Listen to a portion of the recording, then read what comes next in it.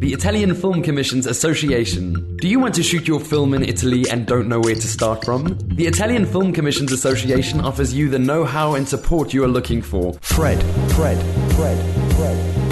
Benvenuti su Fred Film Radio, the Festival Insider. This is Fred Film Radio, io Eddie Bertotti. Clémence Ferry-Latour pour Fred Film Radio, en direct du Festival de Cannes. 簡単にそのセンスの作品の紹介を。أهلا بكم في Fred Film Radio. معكم مهرجان.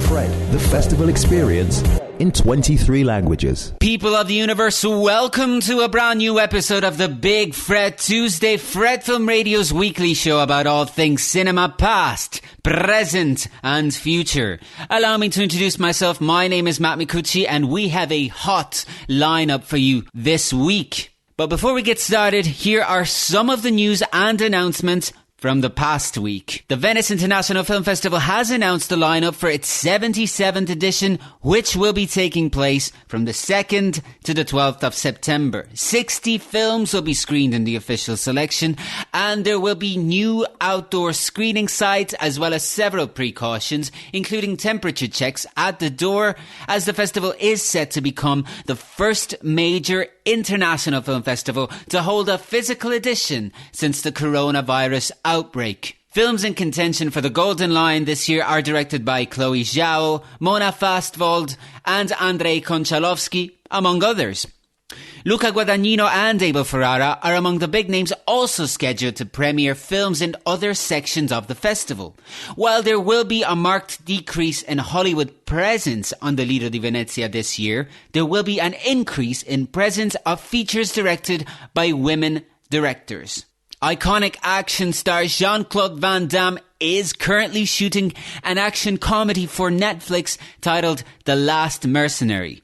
The film will be in French and is being directed by David Charron. In it, Van Damme plays a mysterious former secret agent who must urgently return to France when his estranged son is falsely accused of arms and drug trafficking by the government.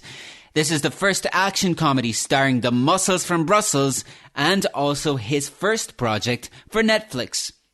With that, let's take a look at what's on the menu for this brand new episode of the Big Fred Tuesday. First off, we will be joined by Karlo Funk, who is the head of Tallinn Lab at the European Genre Forum. We will also be joined by author and poet Chris Cipollini to talk about two iconic silent film stars, Alla Nazimova and Ramon Novaro. And finally, we will be joined by Fernando Vasquez, who is the director of Fest, New Directors, New Films, which takes place in Espinho in Portugal. All throughout the show, we will also be checking in with Fred's Chiara Nicoletti and her interviews from the Filming Italy Sardegna Festival, which recently took place in Cagliari, Italy. And there are also going to be more goodies as we take a snapshot of current times in cinema, but also revisit some stories of the past. So if you're up for it and willing, I urge you to stay tuned because we are just getting started. Joining us at this time is Karlo Funk, who wears many hats within the film industry, but is also the head of the Tallinn Lab with the European Genre Forum. Karlo, welcome to the show. Hi. It's a real pleasure for me to talk with you, and I believe this is the first time that Fred will be talking about the European Genre Forum. So if you don't mind, I just wanted to start very simply by just asking you to maybe give us a little overview of it, perhaps talk about its mission statement, if you will. We started the European Genre Forum a few years ago when a group of genre film festival directors and programmers realized that there is kind of empty slot for it on the market, that there are a lot of films that are made. There are a lot of projects the young producers want to make, but it's always difficult to start. Usually in Europe, the films are supported by the public funds were really not fond of genre projects. So a group of people then simply started to think that maybe there's another way to support them. And then the European Genre Forum was established, and it's saying that training the young genre producers or first or second film directors for the real market. Okay, we're gonna kind of dissect it a little more later, but before we do, I wanted to ask you another kind of simple question, but just so people kind of understand what we're talking about, what do you mean by genre films? By genre films, of course, everything has a genre, so to speak, be it a drama or comedy, but we focus on horrors, science fiction, thriller, but from the independent perspective.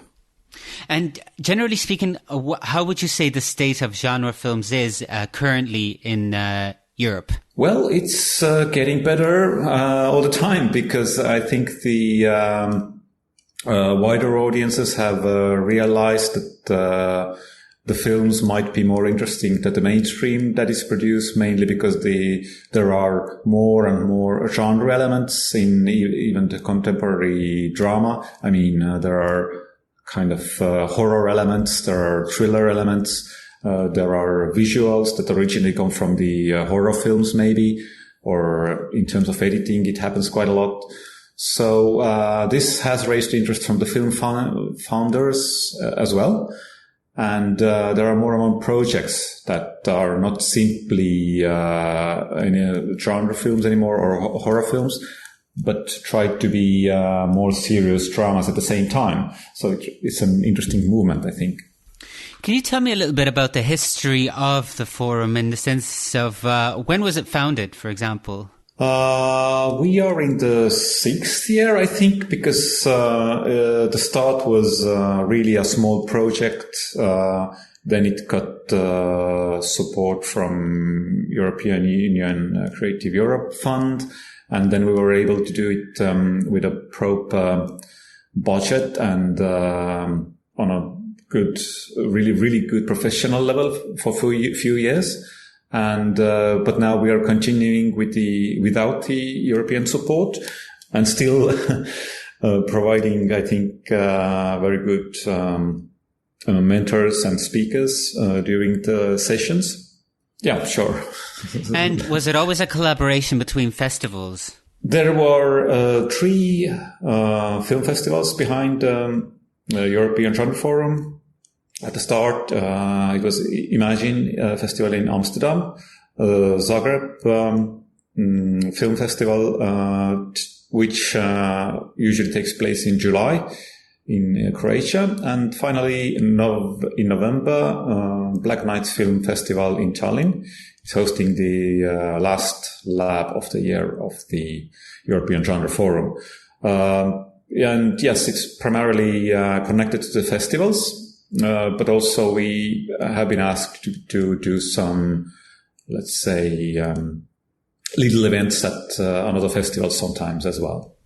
So how is the forum structured? I understand that just this month, July, part of the forum took place, and then there will be another part later on in the year. Can you tell me how it's sort of split up in that way? Yeah, we usually start in Amsterdam, which didn't happen this year, though, with the Directors Lab, which is dedicated to the content of the project, to really developing the script, to we have some showcases. There was a pitching event earlier back in 2017, for example. Then the second lab is usually dedicated to production and practical side of the film project. It's about really getting the project started. And the final lab in Tallinn is about packaging and sales and really preparing the pitch for the visitors of Tallinn Industry Project Market event. And then the participants can actually have access to European film industry professionals to pitch their projects, or to try to find co-financiers, or to secure some pre-sales teams. So the rest is up to them. So is the idea to follow these projects from the start to the end? Yes, it's a training basically. So we, of course, provide the mentors, but the real development work really starts after the training. So this is when the people have to find the partners, the participants have to find the partners and go to the other project markets, let's say like frontiers, or find support in their own country. And how are these projects selected? I mean, you mentioned it a little bit earlier, but I want to get a little more detail on this particular aspect of the forum. And is there a focus on particular regions, anything like that? We try to be focused on the Europe and also recently more on Eastern Europe, because those the projects from these countries still don't have much support locally from the public funds. But yeah, really, it can be Israel. This year we have a Japanese project, and we don't limit it usually on the stage of the call of projects. And then, of course, we take a look of the projects, the content-wise, the script, the potential, and also think how can we be assisting the development of the project, because some, of course, are pretty far developed already, and they are professional enough. So we always try to find the aspect where we can assist the producer or the director. So if I'm a producer or a director who wants to enter the forum, what exactly do I need to have to sort of gain admission to it? From the very start, we would need definitely a treatment, then obviously all the CVs of the producers and the creative team, and hopefully also some visuals to get the idea what it's about. But basically for the labs, we need also at least first draft of the script, because also during this year's Zagreb Lab, there will be script consultants involved, and they need to have something to work on, and it's usually quite useful for the participants not to have just let's say some suggestion for editing the script, but the sort of analysis and very clear ideas how to move forward. And how many projects are selected every year? We have limited it to 8, because we realized that that's the amount we can manage during our chosen format. Usually it's 2 to 3, rather 3 days of training. And also what is important that the participants themselves under normal circumstances would be able to communicate with each other and perhaps find co-production network with each other. So you always need special time for that as well, not just kind of the lectures and training. We will be back with Karlo Funk, head of the Tallinn Lab with the European Genre Forum, in a moment. And we are back with Karlo Funk, head of the Tallinn Lab with the European Genre Forum. Now, given that we are living through difficult times right now, to say the least, I wondered if you could tell me, Karlo, how has the forum responded to COVID? Yeah, we have had to respond like everybody else. We found that just simply cancelling it for 1 year wouldn't be the good option. There are good ways to cooperate digitally, and this is what we did. So this year, the first lab in Zagreb was virtual, and it's relatively easy when you have one-on-one meetings between the participants and the mentors. But definitely what we were missing was the real life contact, and that I think is the problem for most of the film markets in Europe as well, that when they still are kind of happening, it's not the same. So just to understand, you were sort of already working with the online world as well in terms of running the forum. In previous editions, not so much really. We preferred it have it on site. But this year, of course, it's about Zoom links and arranging digital meetings. Of course, there are some things that the physical experience that can't be replicated online, right? Yeah, sure. I think most of it. Oh, right. Because otherwise it's just exchange of information, but it's really getting to know the personalities behind the project, and that's limited.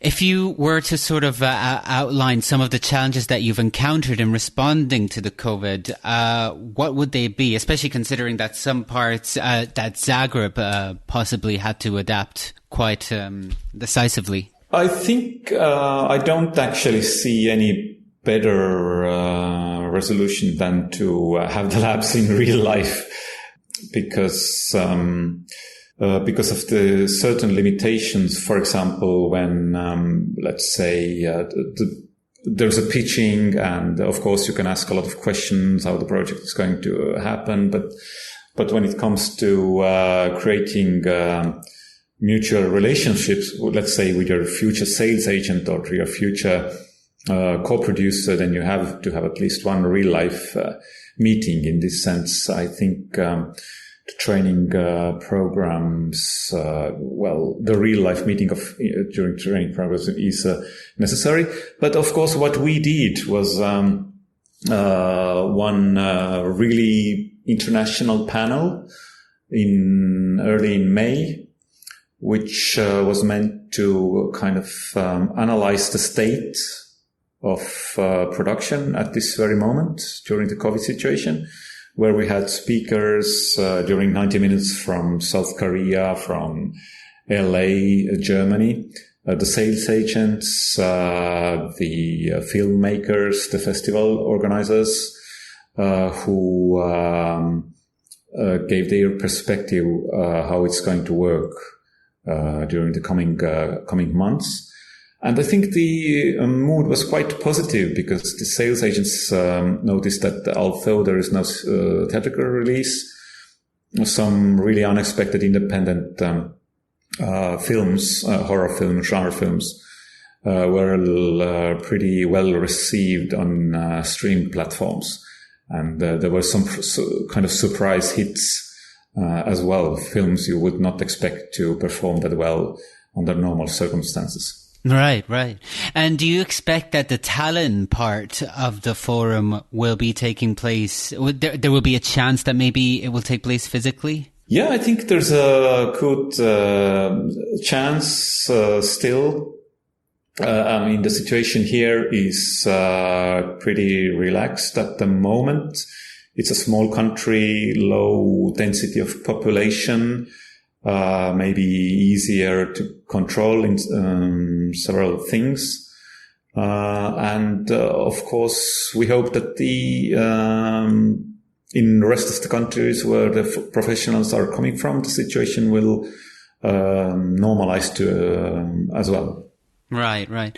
I wanted to ask you as well, are you guys paying attention, or do you guys integrate newer media, for example, AR and VR within the forum as well? We haven't done it directly, but in Zagreb last year we had a special workshop dedicated to VR. There are I think short film sites which are purely dedicated to VR short horror films in the States. So we had kind of panel about it, how it's different to produce it, what might be the limitations, what you need to consider from the early stage on. So yeah, we have been using it as well. Very good. And I think that was a great sort of overview of the forum, and I thank you for it. Is there any notable examples of past films that took part in the forum that you'd like to mention? I think we are closely following the curriculum of the film which was at our forum last year, which is Hatching. It's actually one of the first films to be finished from the selection of our program. And it's going to be released probably internationally 2021 with a really good international state agent. It's a Finnish film by the first-time female director. Oh, great. Finnish film Hatching. Yes. Excellent. We'll keep an eye on that for sure. Karlo, it's been a pleasure. Thank you very much, and I wish you all the best, and hopefully everything will run smoothly. Thank you. Thank you for having me. Fred Film Radio's very own Chiara Nicoletti reported from Cagliari's Filming Italy Sardegna Festival this past week. Among the guests she met there was actor Matt Dillon. Take a listen.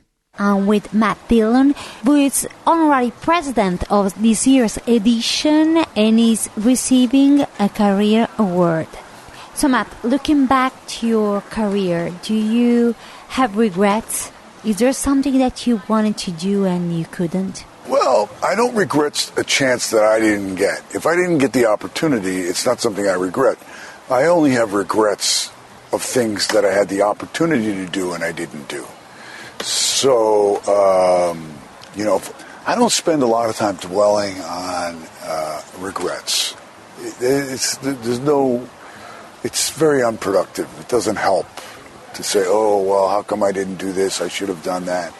But, yeah, of course, some of those things come up, but I don't think about it a lot. So it's not the kind of thing that I am ready to talk to you about because I don't really spend a lot of time thinking about it.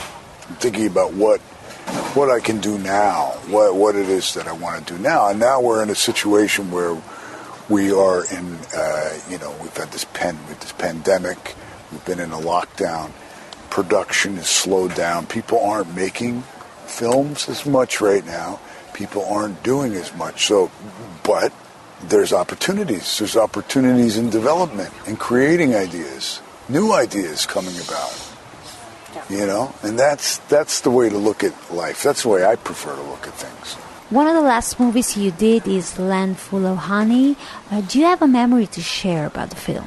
Every movie you do, you have some great memories, from it. Even if the movie is, one of the movies you're most proud of, or if it's a film that you'd rather forget, because I've made some good movies and I made some not so good movies, I'm not going to ask you about the title. No, exactly. But, you usually come away with some experience that you learned. That's a nice thing about the job, I think the most difficult thing is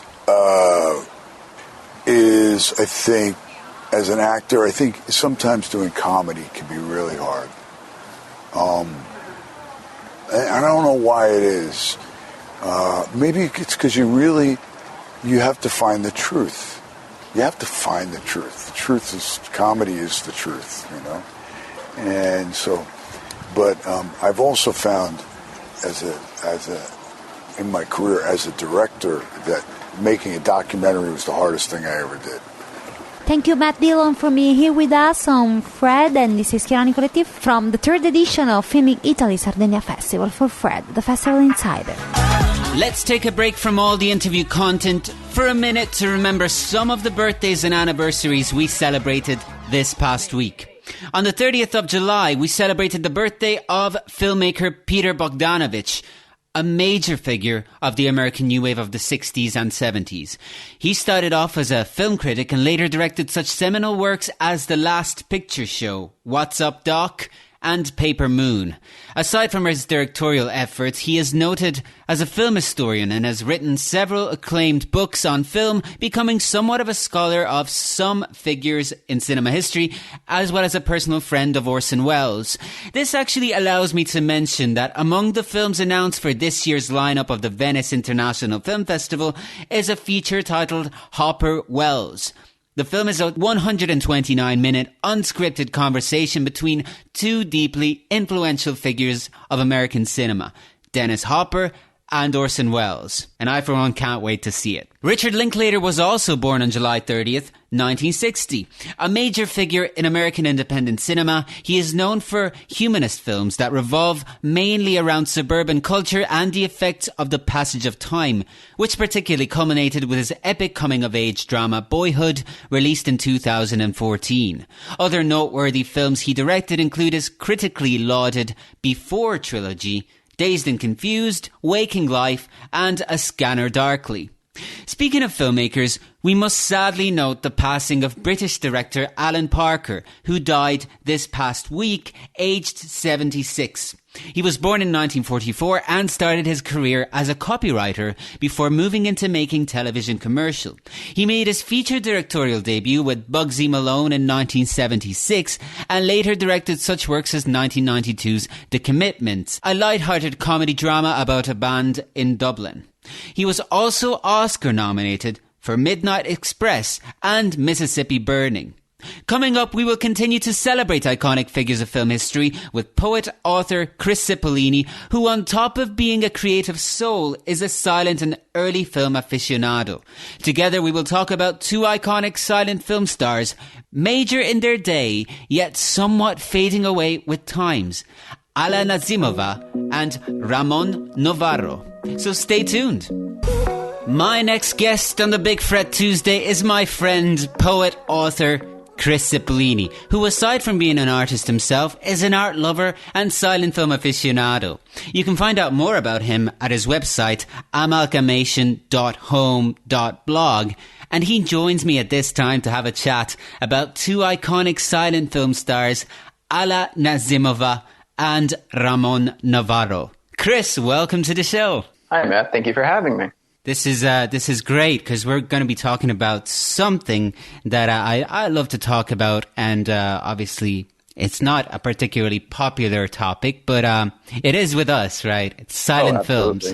Yeah, silent film. We go on and off, obviously. Sometimes, we love it. Then we go through phases where we can't really sit through a silent movie, but it's always there somehow.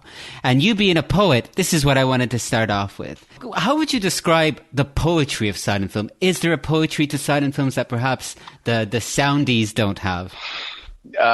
Yeah, I would actually agree that there's definitely a poetry to silent film. It's an aesthetic poetry. It's a poetry of the moment. I mean, if you look at the great silent actors of the era, you have people like Theda Bara or people like Nazimova or Valentino or people like, obviously, Buster Keaton. These people had an almost nouveau quality to them, and that also with the whole contrast of early 20th century America just coming off the Victorian era. There was also a theater energy to it. So it was all these things that didn't have that very processed energy once we got into the 40s and 50s. It had an almost avant-garde quality, and it wasn't just Hollywood. It was also things like, look at Europe with the German expressionist films like The Cabinet of Dr. Caligari. That's just pure poetry. It's funny because we're going to be talking about two of the most iconic stars of the time. I feel somewhat forgotten, but only because, that's the world we live in nowadays. But we'll talk about that a little later on. But, when people think of silent films generally, and I try to maybe get them to watch it, one of the first things that they say about why they're not watching it is the acting itself, because they see it as overacting, whereas I am probably you too would see it as stylized acting, and obviously there's a difference there. Yeah, well, it's like what Norma Desmond said. We used to have, we had faces, and they had to play off their face and their range and their emotions. So if it's kind of hyperbolic and over the top, it's only to serve the picture because you didn't have words, you didn't know what they were saying. I actually read something the other day that a lot of great silent actors who were from foreign backgrounds, they were saying their words in like French or Spanish to an American audience, and that's really interesting. You had no idea. Almost a multicultural thing going on there then. Exactly. Yeah, obviously we could talk about the universality. Obviously it was much easier for films to travel at that time too, because, you'd have productions from all over the world entering markets in different countries as well. It didn't make a difference whether a film came from Germany, it would still get screened in the States, and then, American films were everywhere. It was an exciting time, and I'm happy to revisit it with you today, because you have recently been reading about some of these amazing silent film stars. And why don't we get started with Alla Nazimova? Is that the right pronunciation, first of all? I don't want to get that wrong. Yes, it is Alla Nazimova. You nailed it. This is the thing about these actors, is that some folks may not be familiar with them. But if I was to be one of those people and I just didn't know anything about her, how would you introduce her to me? I would say that she, was a very, very layered woman, a very, very complex woman, and not what you would initially think her to be. She was originally from Russia, and she came from an extremely, extremely, extremely abusive family. She had a nightmarish childhood. Her father was awful to her, and she grew up without any real love or anything, but she finally found her stride in the theater, like many actors who went on to become silent film stars. And eventually she found her way to New York City, where she began performing in, numerous theatrical productions. And that led its way into Hollywood, where she was in such films as Camille with Rudolph Valentino. And that really was just one of her signature films.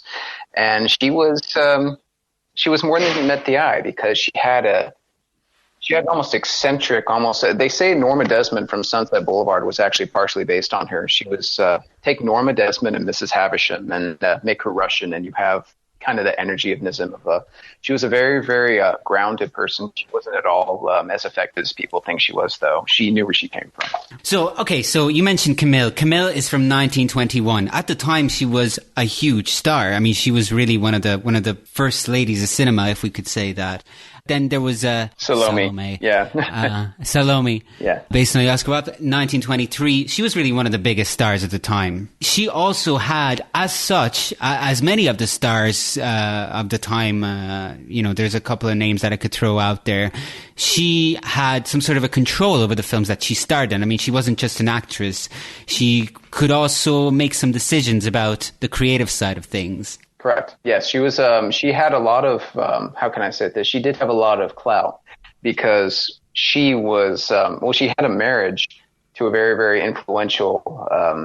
I forgot his name because I'm still kind of reading over it. But this man was actually gay, and she actually was. She herself, her sexuality was kind of a little over. Nowadays, we would call it bisexual. But he actually was one of the people who helped get her further and further into the business. And he really was what's nowadays referred to as her beard. But she was his beard, excuse me. But she did have a lot of clout back then. And for a woman, especially an immigrant woman in the early 20th century, in, an industry that saw its actors as, expendable at that time, that's really quite revolutionary. People don't know exactly how strong she was and exactly what kind of influence that she had. She was a very, very, very, very celebrated person in her day. Yeah, absolutely. And you mentioned the sexuality, her sexuality. One of the things that I know of her, and I haven't read that book, but I know a little bit about her, was that she actually created the Garden of Alla Hotel. I don't know if you read about that. I'm actually just looking at it in the book right now. Like when you said it, I was looking at the very word that said Garden of Alla, so that's interesting. Yeah, and as far as I understand it, that was sort of a retreat for the celebrities at the time. Acting-wise, how did she greet the advent of sound? Well, she was one of the people who didn't particularly fare well, because her accent was very, very heavy, but she was in a few later films. She was in Our Time with Ida Lupino. She was, one of her last films, I believe, was in the 1940s. But I believe... I think just because she was heavily accented and, you know, there was a lot of people in the industry who probably didn't care for her much because, you know, being a powerful woman, especially an immigrant woman, would not give you a lot of friends back then. But she was, you know, quite a revolutionary person back then. And she really is someone who should be remembered. You know, it's kind of sad that she doesn't have, you know, a really good biography made of her. There was a film, I think it was this really, I didn't care for it. Maybe some people did. But this film from 1977 with Rudolf Nureyev, that's pretty hammy biography of Valentino. And they have Leslie Caron playing Alla Nazimova. And she comes in at his funeral and she says, "Where is my Armand?" And she's, you know, fainting and all this. And there's a camera crew. It's ridiculous because that's not how she was. She didn't even go to his funeral. But, you know, that's Hollywood. Now, if you were to maybe recommend a film for beginners who have never seen a film of hers, which one would you recommend?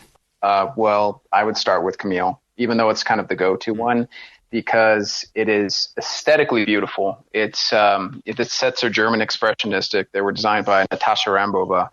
And it's based upon, you know, this wonderful book. And it's just something that you should see. It's something that's a signature 1920s movie. I mean, you can never recreate this aesthetic. You can come close with films like The Artist, but you can never really, really live it until you see something like that. It's just a very, very beautiful movie. There's references to literature in it, like Manon Lescaut, and, you know, Rudolph Valentino's in it. He does a great job. And it's just a fascinating little film. It's just it's an art piece. I highly recommend it. But if not, also watch Salome, you know, because she had almost that Thedebera kind of quality, that very kind of mystical sort of Byzantine vibe. You know what I mean? Yeah. Well, after this chat about Alla Nazimova, we'll return with Chris to talk about Ramon Novaro in a moment. And we are back with poet-author Chris Cipollini. You can find out more about his own writings on his website amalgamation.home.blog. And earlier we had a chat about Alla Nazimova. For this part of our chat, let's move on to another iconic silent film star, Ramon Novaro. Now, Chris, you've been fascinated with Novaro for years, right? Yeah, I actually I visited his grave in Hollywood. You know, I went out there and I saw it. It's a very, very modest little grave. It's not this big cathedral mausoleum. It's nothing like, you know, Douglas Fairbanks or anything, but it's humble and it's nice. I think you would approve.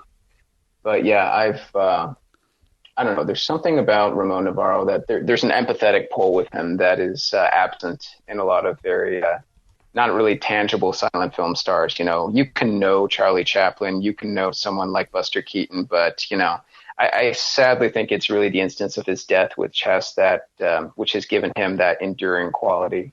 You know, just because that's what I was going to say. Horrible. Yeah, I mean, people may probably have heard of him more than likely for his death, for his tragic, shocking death than his life. But him as an actor, I mean, what was it that made him so remarkable?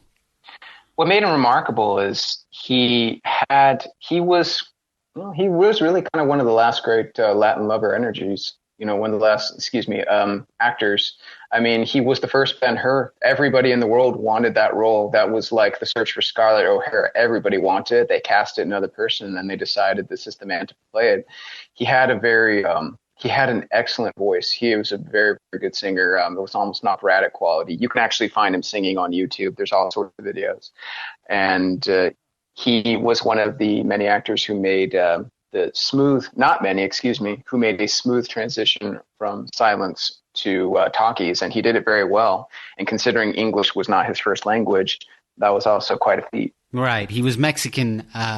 He was Mexican-American. He was born in Durango City. Right. As a silent film star, he does still embody something. He is a Latin lover par excellence. Definitely, along with Rudolph Valentino. Or Antonio Moreno, or there was also other silent film stars I read when I was reading in Ramon's life who have just kind of been swept under the rug. But Antonio Moreno, I believe, was one of the first one. But, Ramon and Rudy are definitely, the tops for that time. And so when we talk about the Latin lover stock character of the early films, I would say. It's almost hard to see what power they exerted over the box office, because nowadays when we think of the Latin lovers, we probably more than likely think of them in a comedic way. But back then, they really were among the most popular characters of serious major film productions, right? Especially before World War II. And of course, Ramon Novaro embodied that sense of romanticism, but also adventurousness. And he too had a very troubled private life. Well, yeah, he had a lot. He had a lot of issues that he just kind of walked into that were just kind of handed on his lap, because he was someone who represented women's fantasies. I mean, they were constantly saying to him, why isn't he with a woman? Why isn't, and back in those days, what they would do is if you were a homosexual actor, what they would do is they would always put you on the red carpet with like a blonde bombshell or a real like Jean Harlow level knockout. So no one would rouse any suspicion. But back then, I would say being not only just not only being foreign, but also being a gay actor during the silent era. I mean, if you were found out, not only would your career have been dead, but I actually say your life would be on the line, because it was bad back then. Maybe I'm getting ahead of myself, but I actually liken many of the instances of, what happened to Ramon. It's almost like a silent film Matthew Shepard, just because they were both closeted and they both died unnecessary deaths simply because of their sexuality, and it's sad because he didn't die young like Valentino. He lived a long life. He lived all the way until his mid-60s. He was never low on funds. He was very financially well off due to his real estate investments.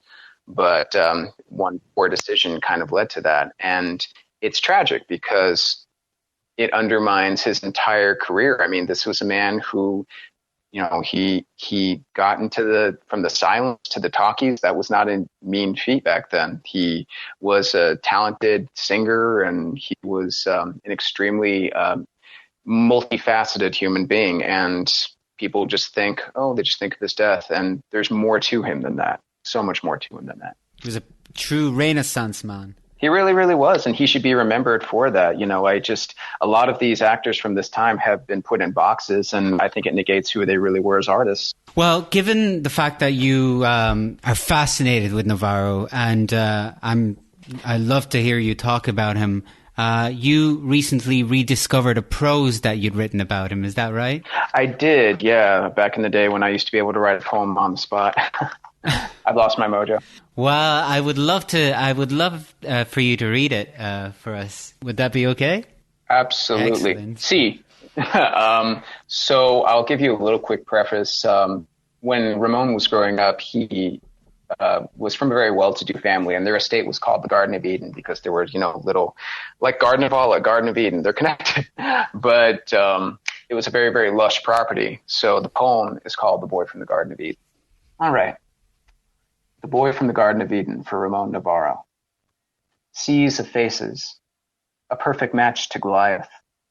They dreamed of a young man from the shores of Judea, but he was nothing but a scrappy youth from the sanded canvases of Durango. Within limber arms he clasps a perfect sphere, telegraphing the angels and hurling it to heaven as his brothers and sisters call him on from the distance to come and play in a dusty town square. Fleeing the Garden of Eden, fate would see him sturdy to the salted seas of the Pacific, the soles of his leather shoes breaching the shores of the land of kings.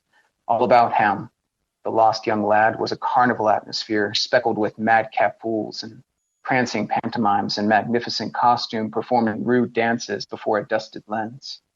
Fate saw him sturdy, yet not wholly formed, though agile and bright. He would clasp the hands of ladies, leather reins of horses with gusto. The cape of a cad would don his shoulders, and he sang with gaiety and joy. Pawn and warrior, gentleman and romantic, within his face every world was contained, and he saw the whole of creation mapped out before him, expanding like an unfettered canvas. The painted monogram faces of ladies encircled him. Sight merged with sound. Color danced with movement. New visions and worlds would open before him. These questions vexed him. Was this his true self? Was this his true color? and yet within him a desire burned, unflinching and primal. It called him and goaded him beyond cease. Come along, and they beckoned him without tire. Dogging into submission, he abandoned his lens and was tempted viciously like a silent film St. Anthony. Casting aside this, he fled the flashes all about him and disappeared into a realm that was his own design. But he could not cast aside his truth, and they fell upon him. As the blood bore out, he cried for the Madonna, but then smiled. As a vision fell before him, he gathered into himself and became one with the image. The Madre, the Eternal Mother, she extended her hand, and he came unto her. And as the tears fell on the world, he was happy once again. For he was held within the hands of the Mother, and he could hear in the distance the lingering sounds of the Musica Norteña. All right. That was great, Chris. Thanks. For a little preface, Musica Norteña is Mexican funeral music, just to educate anyone. I wrote that in 2012, right around the time I went to his grave. You know, it was a quiet, unassuming little grave, and I just felt inspired to do it. Just give him a little piece. Maybe Nazimova will make my pen move. I don't know. I don't know. I just kind of go where I'm called.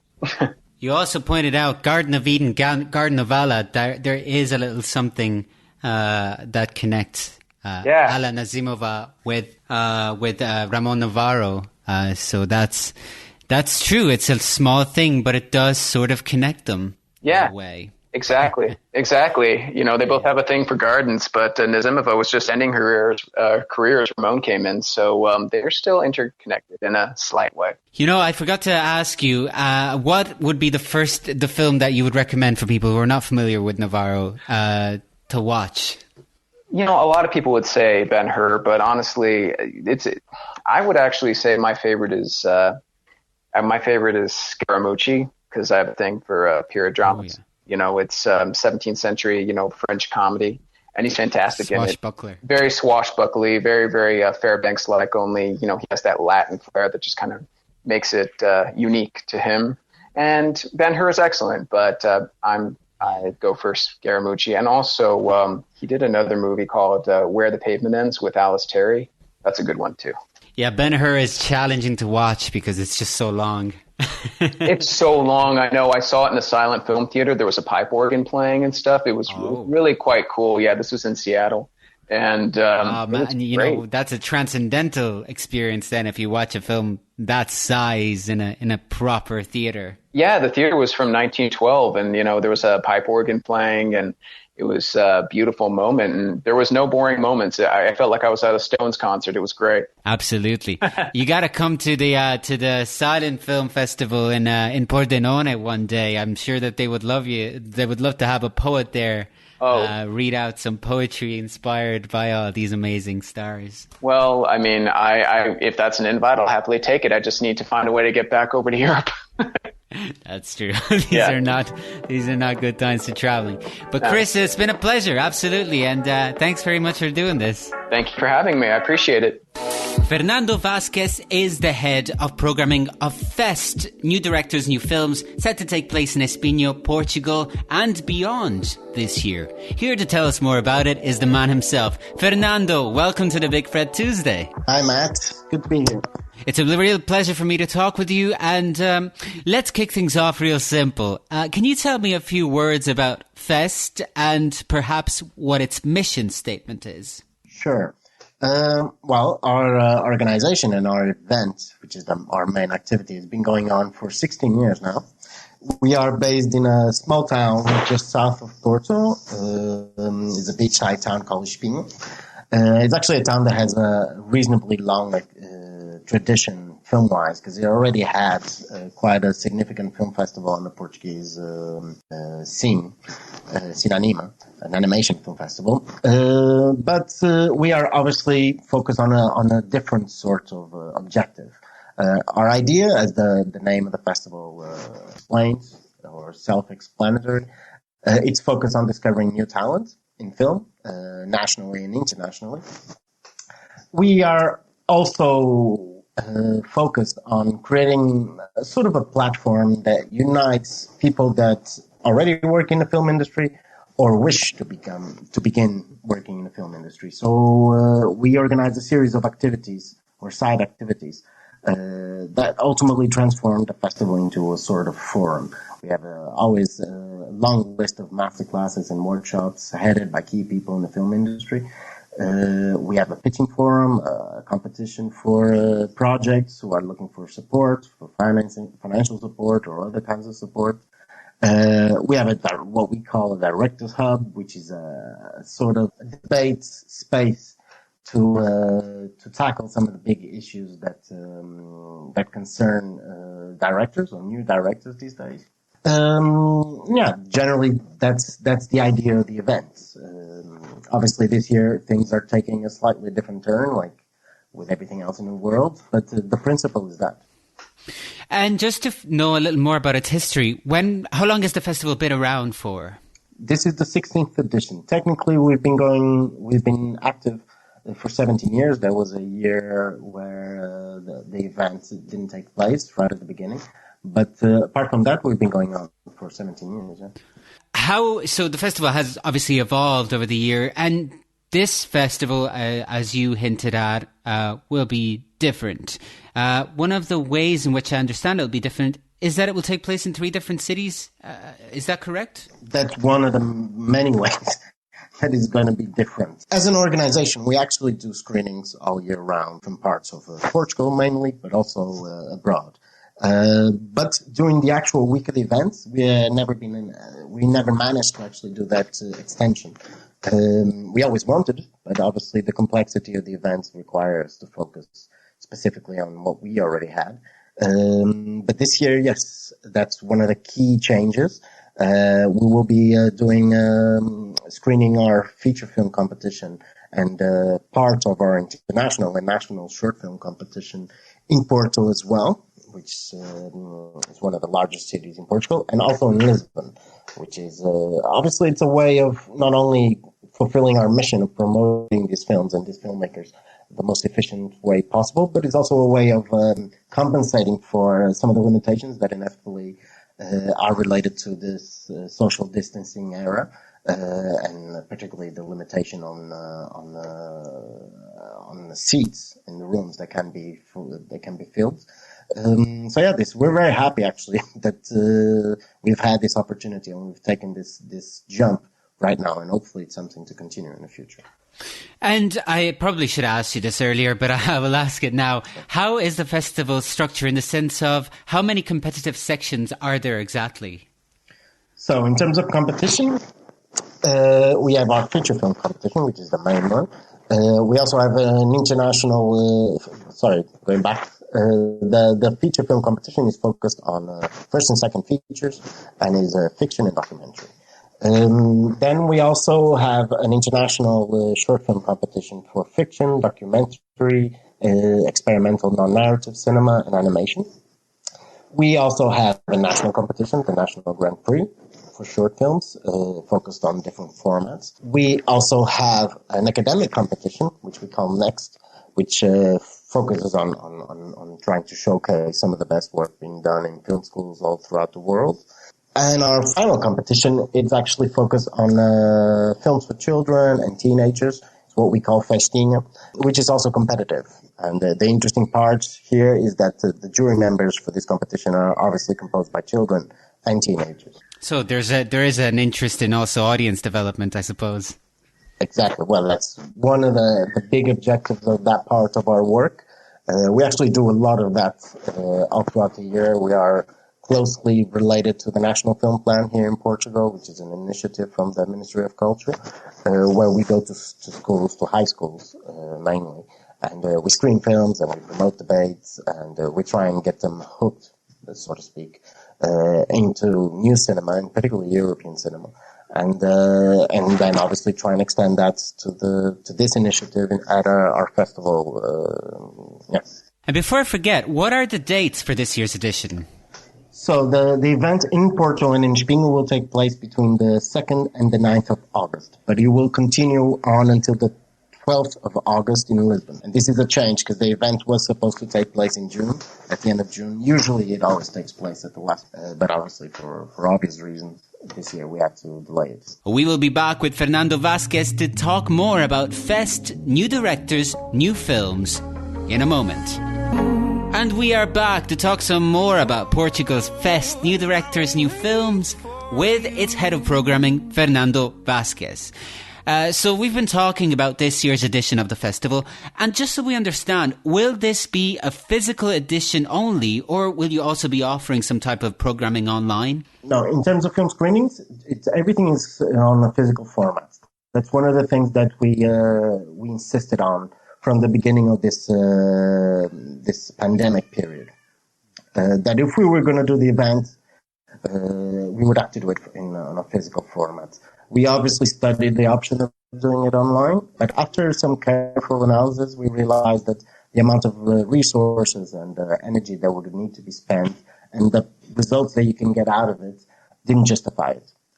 So we want people to have the collective experience inside the room. So it needed to take place on a physical format. Having said that, there are some activities, or one activity in particular, that will take place on an online format, which is our pitching forum, which we have decided to do that because we actually believe that that could help the development of that initiative, especially in the sense of being able to attract other kinds of professionals, other kind of producers, especially international producers and investors, and also because the pitching forum is also a training activity.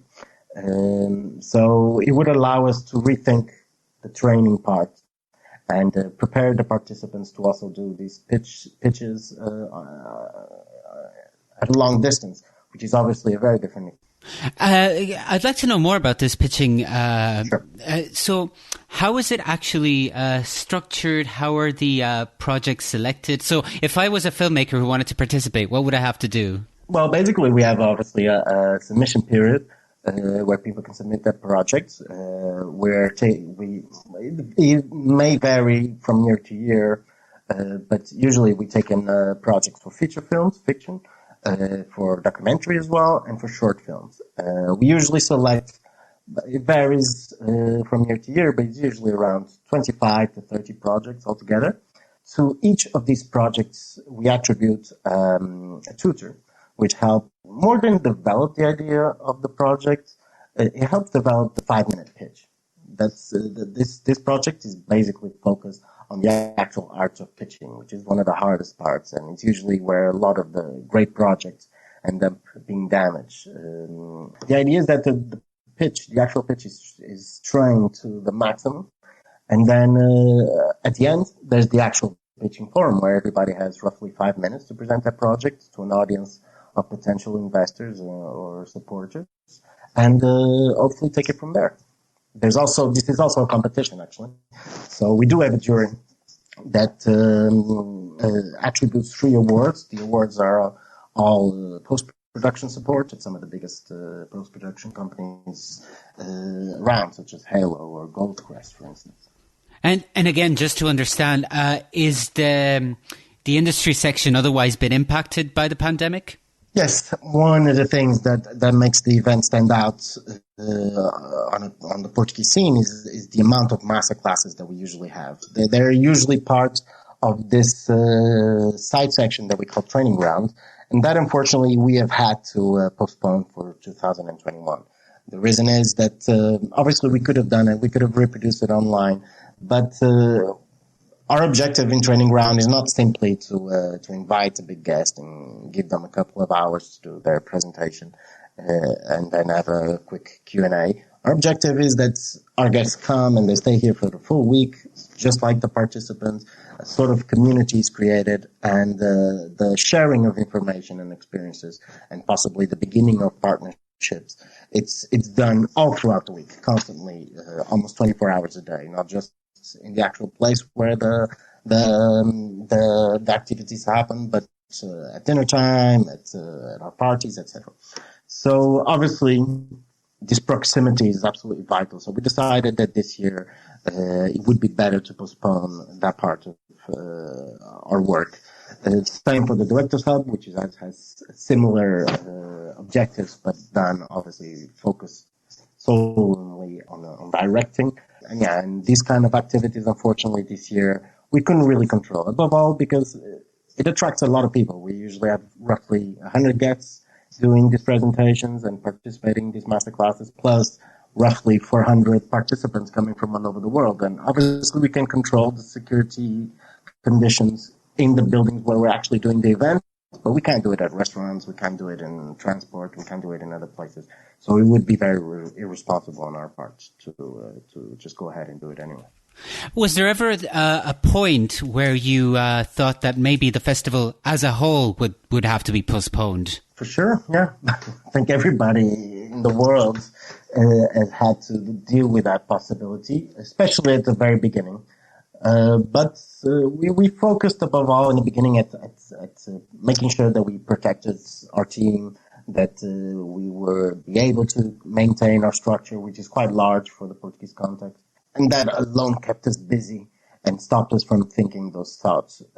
Inevitably, we started discussing, and we decided, let's not panic, let's wait, let's see what happens. Things were changing almost on a daily basis. So we always felt that it would be premature to take a decision like that. We even left our announcement of the delaying of the events until the very last minute. Exactly because of that. We wanted to make sure that we would make the most informed possible decision. And I'm very glad we did that, because in the end we ended up doing the right thing. And so far, so good. And so this is obviously the decision to go ahead is also a way to help these young talent and filmmakers, I suppose, in a way. Yeah, exactly. I mean, it's curious this year, especially at that most confusing moment, and when the pandemic really kicked in, it actually coincided with the most critical period for our programming process. So it was very interesting to see how many filmmakers and distributors were delighted that there was one or a couple of festivals insisting on continuing to do it on a physical format. Everybody obviously they want to show their films in the screening room. They don't want people to be watching them online or on their computers. So yeah, basically it's been the best decision and the best way of helping filmmakers, especially now in this context where we're expanding the scope geographically of the event. So in that sense, this is the best way to help them, I guess. And I want to go back to the program itself, the program of the film screenings. Is there any defining traits about it? Have you noticed any prevailing themes that particularly interest the younger filmmakers? Sure. Well, let me tell you that, for instance, in our feature film competition, this year we actually have a couple of themes, or one general theme actually, that it's focused, or is the result, I would say, of one factor. Out of the 10 films that we have in the competition, 7 are directed by women. So it's perhaps unsurprising that the main theme is maternity. In many ways, sometimes directly, sometimes indirectly. But I'll give you a couple of examples. For instance, we have a film called Maternal by the Argentinian director Mario del Perro, which was one of the big titles last year, Locarno and Mar del Plata. It's a film that directly discusses different visions or different perspectives on how to be a mother. But that also applies in films such as Wildland, for instance, that premiered Panorama this year in Berlin, which talks about a family of criminals who are controlled by a matriarch.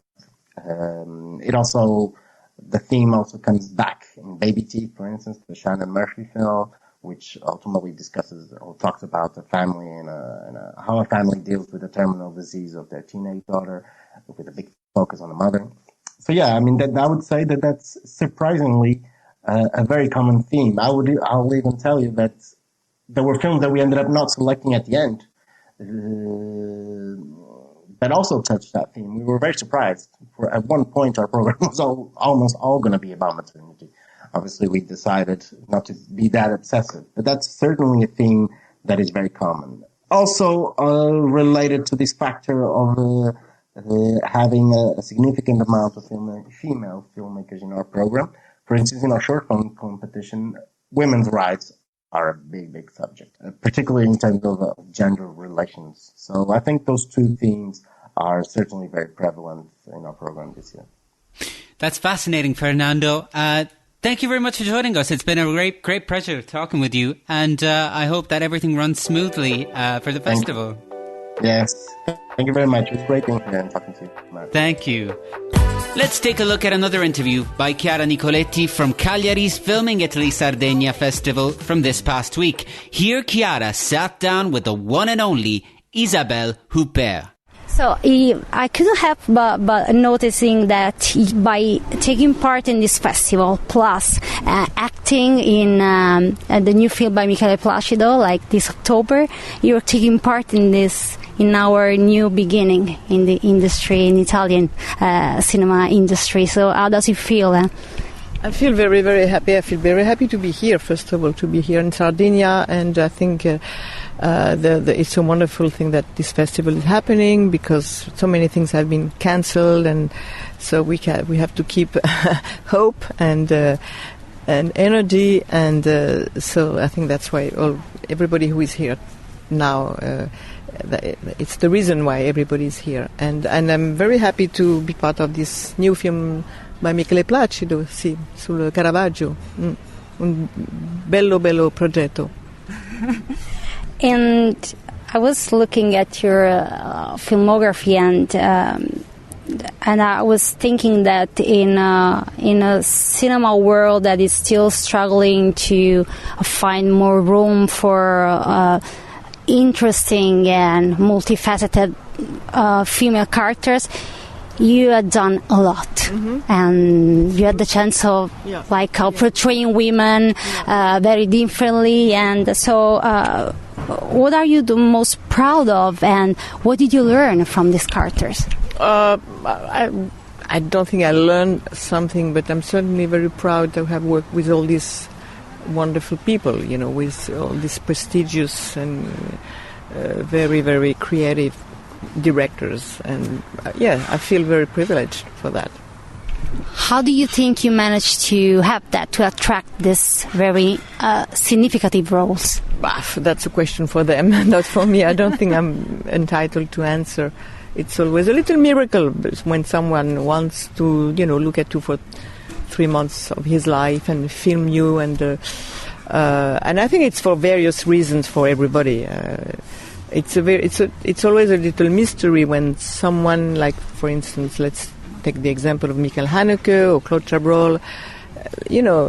It's, I don't know, they're interested by who you are, not even who you are, by what you transmit or by what you express with your face and eyes, and that's the miracle of this kind of encounters. Also speaking about how women are portrayed, I felt, and I think a lot of people perceived hell as a sort of epiphany. I like to say, like, finally, like there wasn't any more like a usual, conventional or predictable way of representing a woman. So did you perceive it like that, like a revolution, as we felt it?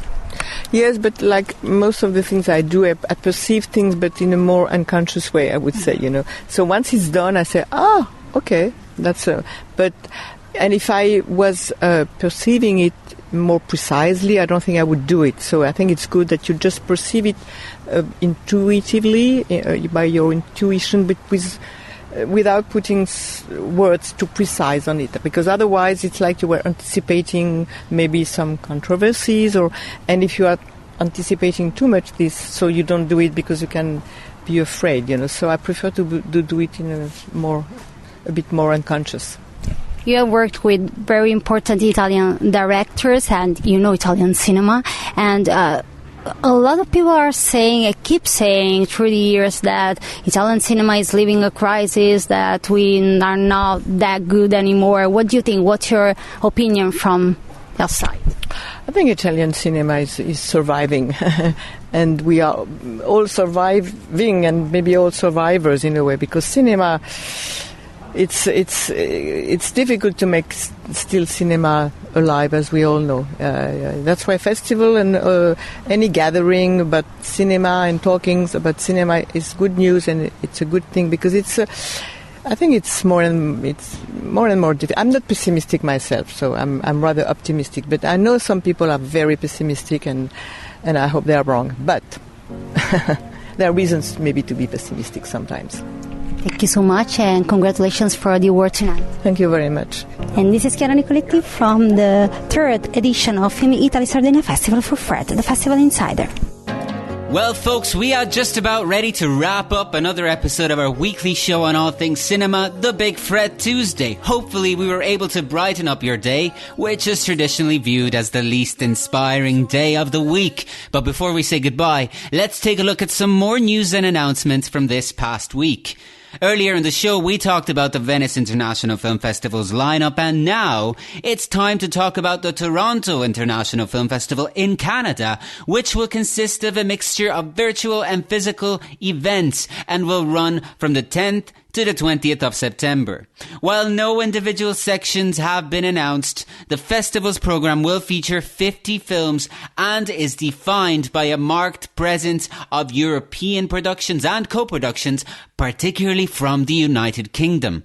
Films that will be screened include new works by Thomas Vinterberg, Viggo Mortensen, Ben Sharrock and Werner Herzog, with Clive Oppenheimer. There will also be a strong representation of women, black people, indigenous people and people of colour among TIFF's selection, reflecting the organisation's continuing commitment to normalising gender parity and racial equality for future generations. And finally, Variety reports that after 6 months of closure, Chinese cinemas have finally reopened again in regions deemed at low risk for COVID-19 on July 20th. However, some Chinese cinemas have been ordered to program an intermission for films that exceed the 2 hours as a coronavirus prevention measure. The requirement will affect a number of upcoming Hollywood films as well that run over 120 minutes. With that, people of the universe, we really have reached the finishing line of this week's Big Fred Tuesday. Thank you so much for listening. As always, you have been a tremendous audience. If you like what you heard, I urge you to join us once again next week as we continue to explore the world of cinema, past, present and future. In the meantime, have a lovely week. Remember to stay healthy, stay safe and stay strong. And also remember to stay tuned to Fred Film Radio, the Festival Insider. Fred. Hello and welcome to Fred Film Radio. I'm Amani Mohammed. Fred Film Radio, sono Paolo De Marchi. 簡単にその先生の作品の紹介を Fred Film Radio, sono Dana Knight. Clémence Ferry-Latour pour Fred Film Radio, en direct du Festival de Cannes. Fred, the festival experience in 23 languages. Fred Film Radio. 24/7 on Fred.fm and smartphone app.